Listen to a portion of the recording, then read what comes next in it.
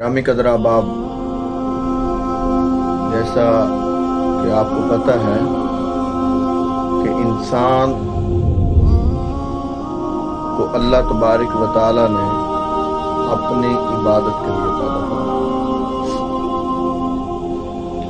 तो हमें जिस मकसद के लिए अल्लाह ताला ने पैदा फरमाया, हम उस मकसद को कम फॉलो करते हैं, और जिस मकसद के लिए अल्लाह तबारक व तआला ने हमें नहीं बनाया उस मकसद को हम ज़्यादा फॉलो करते हैं। यानी कि दुनियादारी के अंदर हमारा फंस जाना, अल्लाह से दूरी को इख्तियार करना, कुरान से दूरी को इख्तियार करना, फरमान मुस्तफ़ा से दूरी को इख्तियार करना, तो ये हमारी कम बख्ती और आखिरत को भूल जाने का सबब ये चीज़ें बन रही हैं।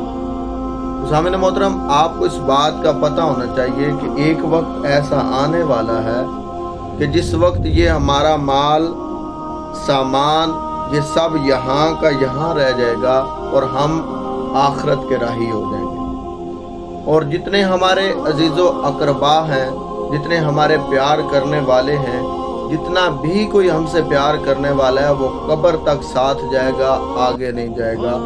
आगे हमारे अच्छे आमाल जाएंगे जो हमारे कब्र के अंदर भी अजाब से हमें बचाएंगे और कल मैदान महशर भी रुसवा होने से बचाएंगे। तो सामने मोहतरम, आज अभी हमारे पास वक्त है कि हम अपने रब वहदहू ला शरीक को राज़ी कर लें। तो जब हमारा रब हमसे राज़ी हो जाएगा तो उस वक्त हमें किसी चीज़ की फिर परवाह नहीं रहेगी। मेन मकसद है हमारा अपने रब वहदहू ला शरीक को राज़ी करना। देखें कि मैं किसी के यहाँ कोई मुलाजमत करता हूँ ना, नौकरी करता हूँ, तो मेरी कोशिश यही होगी कि मेरा मालिक मेरे साथ राज़ी हो जाए और मुझे पहले अगर 10,000 देता है तो खुशी से 1,000 बढ़ा के 11,000। ये हमारी कोशिश होती है, हर बंदे की ये कोशिश होती है कि हम ऐसा काम करें कि हमारा जो मालिक है वो हमसे राज़ी हो जाए। जब हमें दुनिया के मालिक की इतनी फ़िक्र है, जो हमें कुछ वक़्त के लिए कुछ हमें माल देता है, उसकी हमें इतनी फ़िक्र है, हालांकि असल राज़िक रिज़्क़ देने वाली ज़ात अल्लाह की है। तो सामने मोहतरम, मेरे प्यारे भाइयों, मेरे अजीज़ों, कि अल्लाह तबारक व तआला हमारा मालिक हकीकी है, जिसने हमें पैदा फरमाया है, जिसने हमें खाने को रिज़्क़ दिया है, पहनने को कपड़े दिए हैं, डालने को जूते भी दिए हैं, तमाम चीज़ों से हमें नवाजा है, देखने को आंखें दी हैं। अगर जिस्म का हिसाब लगा लें तो एक एक चीज़ अल्लाह ताला की दी हुई नेमत